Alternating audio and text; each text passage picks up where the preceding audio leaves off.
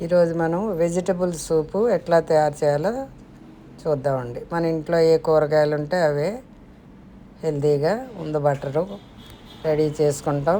వెల్లుల్లిపాయలు 4-5 కట్ చేసి పెట్టుకుంటాం. పచ్చిమిర్చి, ఒక ఆనియన్, క్యారెట్, క్యాప్సికమ్ కొద్దిగా ముక్కలు, కార్న్ కొద్దిగా, పచ్చి బఠానీ, బ్రోకలీ, టమాటో, కొత్తిమీర మనం లాస్ట్ సూప్లో వేసుకోవడానికి రెడీ చేసుకొని ముందు మనం పెట్టుకోవాలి. ముందు మూకుడిని మనము స్టవ్ మీద పెట్టి ఆ బటర్ను వేసి అది కరిగాక 1 by 1 వేయడమేనండి. ఫస్ట్ మనం వేస్తాం వెల్లుల్లిపాయ వేసి కొద్దిగా మంచి స్మెల్ వచ్చాక మనం పచ్చిమిర్చి వేస్తాం. అది కొద్దిగా అటు ఇటు తిప్పి మళ్ళీ చిన్న ఆనియన్ని, ఇది ఇద్దరికి సరిపోతుందండి సూపు. ఆనియన్ వేసి తిప్పాక క్యారెట్ కూడా వేసుకో 1 by 1 ఒక్కొక్క సెకండ్ అట్లా తిప్పడం వేసుకోవడం ఐటమ్స్ అన్నీను. క్యారెట్ వేసాక మనం క్యాప్సికమ్ కూడా వేసుకుంటాం. క్యాప్సికమ్ వేసుకొని అటు ఇటు తిప్పుకొని మనకి ఇంకా మిగిలిపోయిన కూరగాయలు ఏమేమి ఉన్నాయి అన్నీను. కార్న్ ఉంది, కార్న్ వేసుకుంటాం. అది తిప్పాక మనం పచ్చి బఠానీ కూడా ఉంది కదండి, బఠానీని కూడా వేసుకుందాం. అది కూడా వేసాక ఒకసారి తిప్పుతా మాడకుండా అనమాట. చిన్న మంట మీద మనం జాగ్రత్తగా చేసుకోవాలి. బ్రోకలీ మా ఇంట్లో ఉంది కాబట్టి బ్రోకలీ, లేకపోతే అదే తేవాలని ఏమీ లేదండి. ఓన్లీ క్యారెట్, క్యాబేజీ, ఒక టమాటాతో కూడా చేసుకోవచ్చు. లాస్ట్లో మా ఇంట్లో క్యాబేజీ కూడా ఉంది కాబట్టి కొద్దిగా వేసుకున్నాను.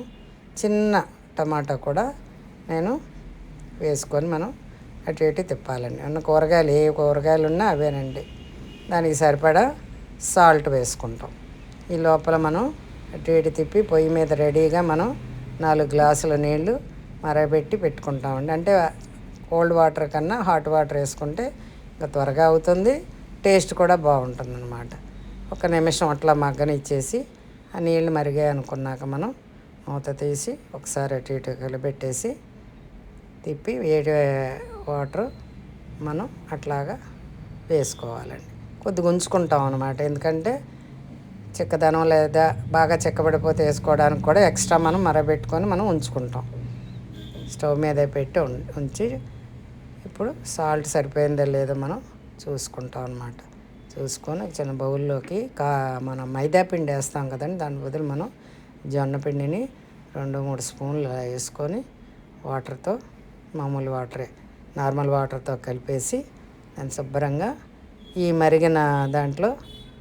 మరుగుతున్న దాంట్లో సూప్లో మనం వేసేస్తాం. ఎందుకంటే కొద్దిగా చిక్కదనానికి. మైదా మంచిది కాదంటున్నారు కాబట్టి మనం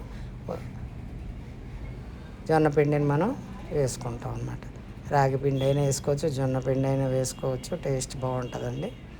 ఇప్పుడు ఇలా మరిగాక అలా కాసేపు చూసి దగ్గరికి అవుతుంది కదా, అప్పుడు మనం చిక్కదనాన్ని చూసుకొని బౌల్లోకి సర్వ్ చేసుకొని దాంట్లోకి మనం కొత్తిమీర రెడీగా ఉంచుకున్నాం కదా, పెప్పరు కొద్దిగా వేసుకొని కొత్తిమీర కూడా వేసుకొని సర్వ్ చేసుకుంటే వెజిటబుల్ సూప్ రెడీ.